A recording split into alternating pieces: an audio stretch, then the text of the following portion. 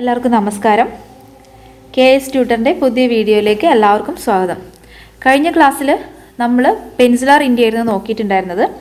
അതിൽ first portion ആയിട്ടുള്ള peninsular പ്ലാറ്റ് നമ്മൾ കഴിഞ്ഞ ക്ലാസ് ഫിനിഷ് ചെയ്തു.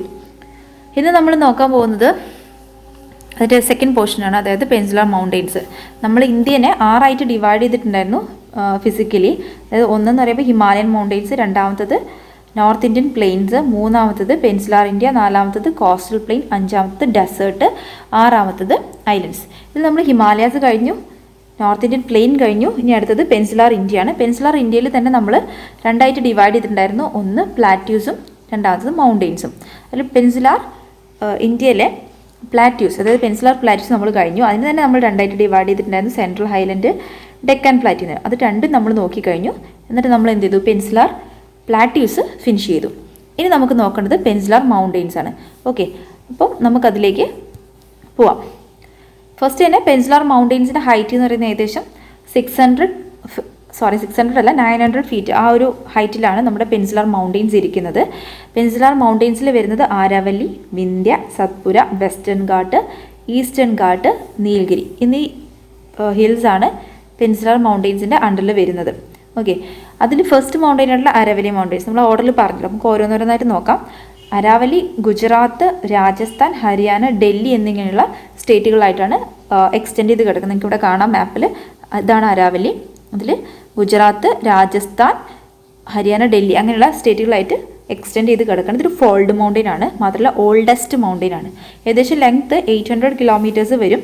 ഇതിൻ്റെ ഹയസ്റ്റ് പീക്ക് എന്ന് പറയുന്നത് ഗുരുശിഖർ എന്നുള്ളൊരു പീക്കാണ്. അത് മൗണ്ട് അബൂലാണ് ലൊക്കേറ്റ് ചെയ്തിരിക്കുന്നത്. ഇതിൽ കൂടെ പാസ് ചെയ്യുന്ന റിവേഴ്സ് അല്ലെങ്കിൽ ഒറിജിനേറ്റ് ചെയ്യുന്ന റിവേഴ്സ് എന്ന് പറയുമ്പോൾ ലൂണി, സബർമതി. ഈ രണ്ട് റിവറും ആരാവല്ലിന്ന് എന്താ മാപ്പിൽ കാണാം, ലൂണി ഇത്, സബർമതി ഇത്. ഈ രണ്ട് റിവേഴ്സും ഒറിജിനേറ്റ് ചെയ്യുന്നത് നമ്മുടെ അരാവലി റേഞ്ചിൽ നിന്നാണ്. ഇനി അടുത്തതെന്ന് പറയുമ്പോൾ വിന്ധ്യ റേഞ്ച്. ഓക്കെ, ആദ്യം നമ്മൾ അരാവലി നോക്കി. ഇന്നത്തെ സെക്കൻഡ് റേഞ്ചാണ് Vindhya range. Vindhya block mountain ആണ്. ഓക്കെ, വിന്ധ്യ എക്സ്റ്റെൻഡ് ചെയ്യുന്നത് ഗുജറാത്ത് തൊട്ട് ബീഹാർ വരെയാണ്. മാത്രമല്ല ഇതിന് വേറൊരു പ്രത്യേകിച്ച് ഇതൊരു വാട്ടർ ഡിവൈഡ് ആയിട്ടാണ് ആക്ട് ചെയ്യുന്നത്. അതായത് നമുക്ക് രണ്ട് തരത്തിൽ, ഇന്ത്യയിൽ രണ്ട് തരത്തിൽ നമുക്ക് ഡിവൈഡ് ചെയ്യാം ഇന്ത്യൻ റിവർ സിസ്റ്റത്തിനെ. ഒന്ന് ഹിമാലയൻ റിവർ സിസ്റ്റം എന്നും രണ്ടാമത്തത് പെനിൻസുലാർ റിവർ സിസ്റ്റം എന്നും. അതിൽ ഹിമാലയൻ റിവർ സിസ്റ്റം എന്ന് പറയുമ്പോൾ നമുക്കറിയാം ഇൻഡസ്, ഗംഗ, പിന്നെ ബ്രഹ്മപുത്ര. അങ്ങനെ ഹിമാലയത്തിൽ നിന്ന് ഒറിജിനേറ്റ് ചെയ്യുന്ന റിവേഴ്സിനെയാണ് നമ്മൾ ഹിമാലയൻ റിവർ സിസ്റ്റം എന്ന് പറയുന്നത്. നമ്മൾ ലേറ്റർ പഠിക്കും. പിന്നെ ബാക്കിയുള്ള റിവേഴ്സ്, അതായത് മഹാനദി, ഗോദാവരി, കൃഷ്ണ, കാവേരി അങ്ങനെയുള്ള റിവേഴ്സ് എല്ലാം, കൂടാതെ ഇപ്പുറത്തുനിന്ന് വെസ്റ്റിൽ നർമ്മദ, തപി, ഇതെല്ലാം പെനിൻസുലാർ റിവേഴ്സിലാണ് വരുന്നത്.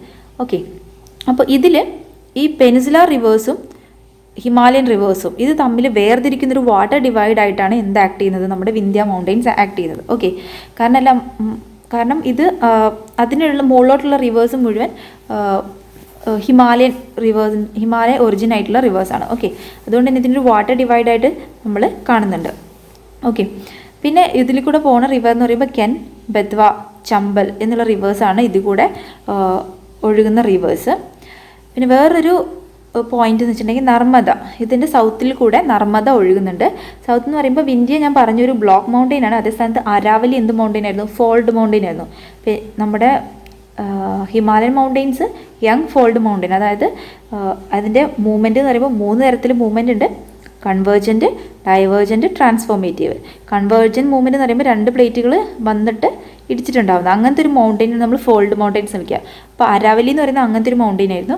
അതേസമയത്ത് ബ്ലോക്ക് മൗണ്ടെയിൻ എന്ന് പറയുമ്പോൾ നമ്മൾ ഡൈവേർജൻറ്റ് ഫോഴ്സ് കൊണ്ടുണ്ടാകുന്ന മൗണ്ടെയിൻസ് ആണ്. അതായത് 2 ബ്ലോക്ക്, അപ്പോൾ ഇതിങ്ങോട്ടും പോകുമ്പോൾ അതിന് നടുക്കൊരു റിഫ്റ്റ് വാലി ഉണ്ടാവും.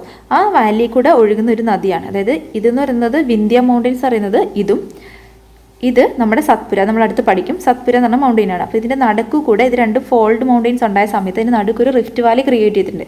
അതായത് വിന്ധ്യൻ്റെ സൗത്തിലും നമ്മുടെ സത്പുരയുടെ നോർത്തിലായിട്ട്. ഓക്കെ, അപ്പോൾ ഇതിൻ്റെ രണ്ടിൻ്റെ നടുക്കു കൂടെ ആ റിവറാണ് നമ്മുടെ നർമ്മദ എന്ന് പറഞ്ഞിട്ടുള്ള റിവർ. അപ്പം വിന്ധ്യയുടെ സൗത്തിൽ കൂടെ ഏത് റിവർ പാസ് ചെയ്യുന്നുണ്ട്, നമ്മുടെ നർമ്മദ പാസ് ചെയ്യുന്നുണ്ട്. ഇനി അടുത്തതെന്ന് പറയുന്നത് സത്പുര മൗണ്ടെയിൻസ് ആണ്. സത്പുരയും വിന്ധ്യയും മീറ്റ് ചെയ്യുന്ന സ്ഥലമാണ് നമ്മുടെ മൈക്കൽ ഹിൽസ്. ഇതാണ് നമ്മുടെ മൈക്കൽ ഹിൽസ്. ഇവിടെ മീറ്റ് ചെയ്യുന്നുണ്ട് ആര്, നമ്മുടെ വിന്ധ്യ മൗണ്ടെയിൻസും സത്പുര മൗണ്ടെയിൻസും. വേറൊരു പ്രത്യേകത ഞാൻ പറഞ്ഞു ഓൾറെഡി, ഫോൾഡ് മൗണ്ടെയിനാണെന്നുള്ളത്. രണ്ട് ബ്ലോക്ക്, അതായത് ഒന്ന് വിന്ധ്യയാണ്, അടുത്തത് സത്പുരയാണ്. അപ്പോൾ രണ്ടും ഫോൾഡ് മൗണ്ടെയിൻസ് ആണ്. ഇതിൻ്റെ നോർത്തിൽ, അതായത് വിന്ധ്യയുടെ നോർത്തിൽ എന്ന് പറയുന്നത് എന്താണ് ഇരിക്കുന്നത്, നമ്മുടെ സത്പുരയുടെ നോർത്തിൽ ഇരിക്കുന്നതാണ് വിന്ധ്യയും നർമ്മദയും. ഞാൻ പറഞ്ഞു 2 ബ്ലോക്ക് മൗണ്ടെയ്ൻസിൻ്റെ, അതായത് ഇത് വിന്ധ്യയാണ്, ഇത് സത്പുരയാണെങ്കിൽ ഇതിൻ്റെ നടുക്ക് കൂടിയാണ് നമ്മുടെ നർമ്മദ ഒഴുകുന്നത്. ഓക്കെ, അപ്പം ഈ സത്പുരയുടെ നോർത്തിലായിട്ട് നർമ്മദയും ഉണ്ട്, അതുപോലെ തന്നെ വിന്ധ്യ മൗണ്ടെയ്ൻസും ഉണ്ട്. ഓക്കെ, അതായത് നോർത്ത് ബോർഡർ എന്ന് പറയുമ്പോൾ വിന്ധ്യയുണ്ട്, നർമ്മദയുണ്ട്. ഓക്കെ, അടുത്തത് സദേൺ ബോർഡർ എന്ന് പറയുമ്പോൾ താപ്പിയാണ്. ഓക്കെ, അതായത് ഇത് നമ്മുടെ ഇത് വിന്ധ്യ, ഇത് സത്പുര, ഇതിൻ്റെ ഇടയ്ക്ക് കൂടെ ഒഴുകുന്നതാണ് എന്ത്, നർമ്മദ. അത് കഴിഞ്ഞിട്ട് ഒഴുകുന്ന നദിയാണ് എന്ത്, നമ്മുടെ താപ്പി. വിന്ധ്യ, സത്പുര, അതിൻ്റെ നടുക്ക് കൂടെ നർമ്മദ ഒഴുകുന്നുണ്ട്, സത്പുര കഴിഞ്ഞിട്ട് ഒഴുകുന്നതാണ് നമ്മുടെ താപ്പി. ഓക്കെ, അപ്പം സദേൺ ബോർഡറായിട്ട് നമ്മൾ എന്ത്, താപ്പിയുണ്ട്. ഓക്കെ, പിന്നെ ഇതിൻ്റെ വേറൊരു റേഞ്ചുകൾ എന്ന് പറയുന്നത് മഹാദേവ്, മൈക്കൽ എന്നുള്ള മൗണ്ടെയ്ൻസ് ഒക്കെ ഇവിടെ ഉണ്ട്. മഹാദേവ് ഇതാണ്, മൈക്കൽ റേഞ്ച് ഇതാണ്. ഓക്കെ, ഇനി ഇത് മാത്രമല്ല അജന്ത, വാലഘട്ട്, ഹരീഷ് ചന്ദ്ര ഇങ്ങനെയുള്ള കുറച്ച് റേഞ്ചും കൂടെ അവിടെ ഉണ്ട്. ഓക്കെ, അപ്പോൾ അത് ഇതിനകത്തുള്ള കുറച്ച് റേഞ്ചുകളാണ്. പിന്നെ വെസ്റ്റേൺ ഘാട്ട് നമുക്കറിയാം, നമുക്ക് വളരെ ഫെമിലിയർ ആയിട്ടുള്ളൊരു പോർഷനാണ് വെസ്റ്റേൺ ഘാട്ട് എന്ന് പറയുന്നത്.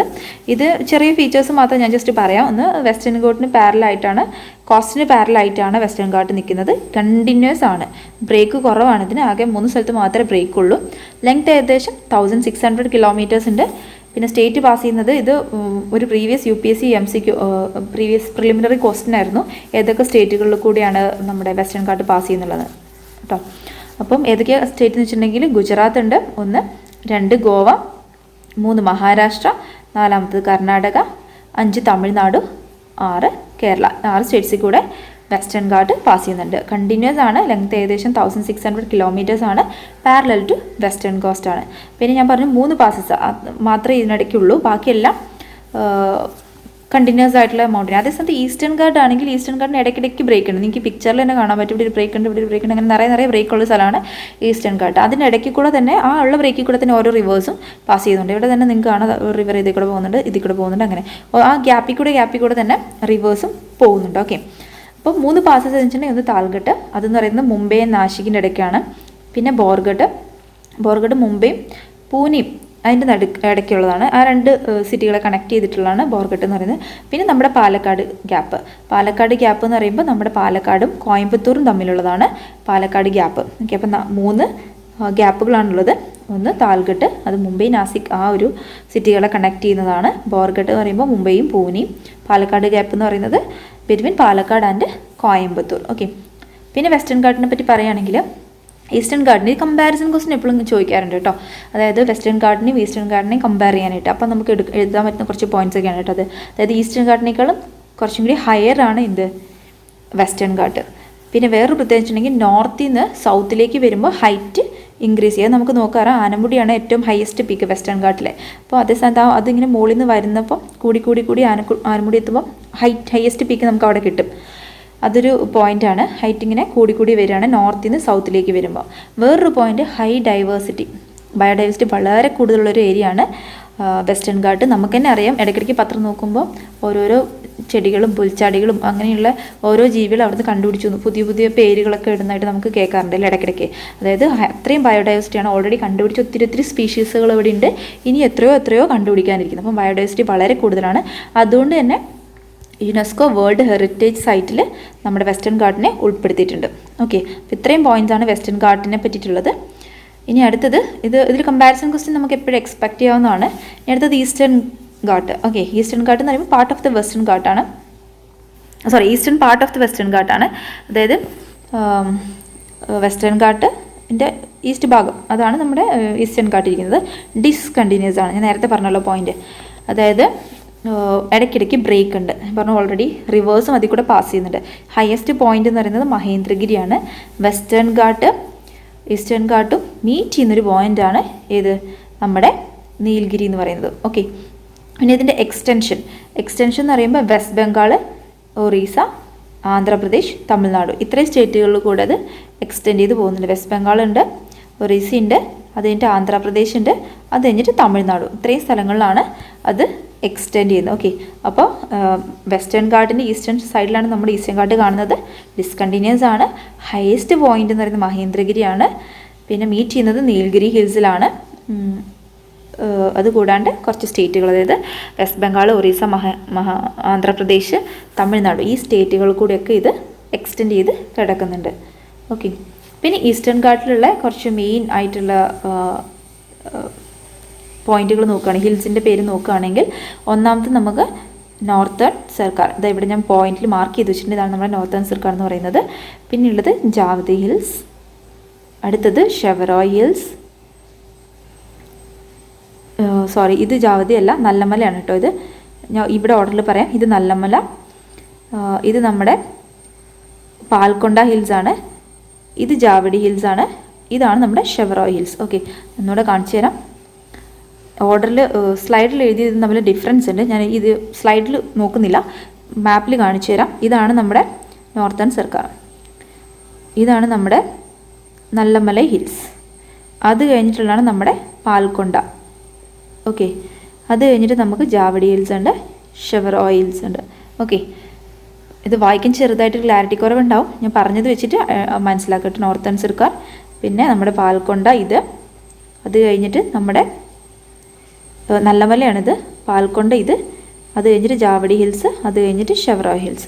ഓക്കെ, അപ്പോൾ ഇത്രയും ഹിൽസ് നമ്മുടെ ഈസ്റ്റേൺ ഘാട്ടിന് അണ്ടർ. ഇത് ചിലപ്പോൾ അതിൻ്റെ ആ ഒരു പ്രിലിംസിനൊക്കെ ക്വസ്റ്റ്യൻസ് ചോദിക്കുമ്പോൾ അതിൻ്റെ ഹയർ ഒരു ഓർഡറിൽ നമുക്ക് ചോദിക്കാറുണ്ട്. അതായത് നോർത്തിൽ നിന്ന് സൗത്തിലേക്ക് അറേഞ്ച് ചെയ്യുകയാണെങ്കിൽ ഏത് ഹിൽസാണ്, അങ്ങനെ അറേഞ്ച് ചെയ്തിട്ട് ക്വസ്റ്റ്യൻസ് കിട്ടാറുണ്ട് നമുക്ക് പ്രിലിംസിന്. മെയിൻസിന് അങ്ങനത്തെ ക്വസ്റ്റ്യൻസ് ഒന്നും കിട്ടില്ലായിരിക്കും. ഓക്കെ, അതിൻ്റെ ജോഗ്രഫിയോ അല്ലെങ്കിൽ ഇന്ന് ഈസ്റ്റേൺ ഘാട്ടിനെ പറ്റി അങ്ങനത്തെ എന്തെങ്കിലും ക്വസ്റ്റ്യൻ കിട്ടിയാലേ ഉള്ളൂ. അപ്പോൾ നമുക്ക് ജസ്റ്റ് ഒന്ന് ഹയറാർക്കി അറിഞ്ഞിരിക്കുന്നത് നല്ലതാണ്. ഓക്കെ, പിന്നെ നീൽഗിരി ഹിൽസ് എന്ന് പറയുമ്പോൾ ഈസ്റ്റേൺ ഘാട്ടിൻ്റെയും വെസ്റ്റേൺ ഘാട്ടിൻ്റെയും കണക്റ്റിംഗ് ലിങ്കാണ് നീൽഗിരി ഹിൽസ് എന്ന് പറയുന്നത്. ഓക്കെ, ഇനി അടുത്ത കുറച്ച് മോഡൽ ക്വസ്റ്റ്യൻസ് ഞാനിവിടെ കൊടുത്തിട്ടുണ്ട്. അതിനകത്ത് ഡിഫറൻസ് നമുക്ക് പെനിൻസുലാർ പ്ലാറ്റിൻ്റെയും ഡെക്കൻ പ്ലാറ്റിൻ്റെയും ഡിഫറൻസ് ചോദിക്കാം, ഇമ്പോർട്ടൻസ് ഓഫ് പെനിൻസുലാർ പ്ലാറ്റ് ചോദിക്കാം ഇന്ത്യയിൽ, പിന്നെ difference between western ghat and eastern ghat വേണമെങ്കിൽ ചോദിക്കാം. ഓക്കെ, അപ്പോൾ അങ്ങനത്തെ ക്വസ്റ്റ്യൻസ് ഒക്കെ നമുക്ക് എക്സ്പെക്ട് ചെയ്യാം. പിന്നെ already previous UPSC question already നമുക്ക് ഡെക്കാൻ ട്രാപ്പിനെ പറ്റിയിട്ട് ചോദിച്ചിട്ടുണ്ടായിരുന്നു. അതിൻ്റെ ക്യാരക്ടറിസ്റ്റിക്കും എന്താണ് ഡെക്കാൻ ട്രാപ്പ്, അങ്ങനെയുള്ള ക്വസ്റ്റ്യൻസ് ഒക്കെ ചോദിച്ചിട്ടുണ്ടായിരുന്നു. അപ്പോൾ ഈ ക്വസ്റ്റ്യൻസ് നിങ്ങളൊന്ന് ആൻസർ ചെയ്ത് നോക്കുക. ഓക്കെ, എന്നാൽ നമുക്ക് ഏകദേശം ഒരു ഐഡിയ കിട്ടും എങ്ങനെ എഴുതേണ്ടതെന്ന്. അപ്പം ഇതോടെ നമുക്ക് പെനിൻസുലാർ മൗണ്ടെയ്ൻസ് ഫിനിഷായി. ഓക്കെ, അപ്പോൾ നമ്മൾ 3 ഫിസിക്കൽ ഫീച്ചർ കംപ്ലീറ്റ് ആയി.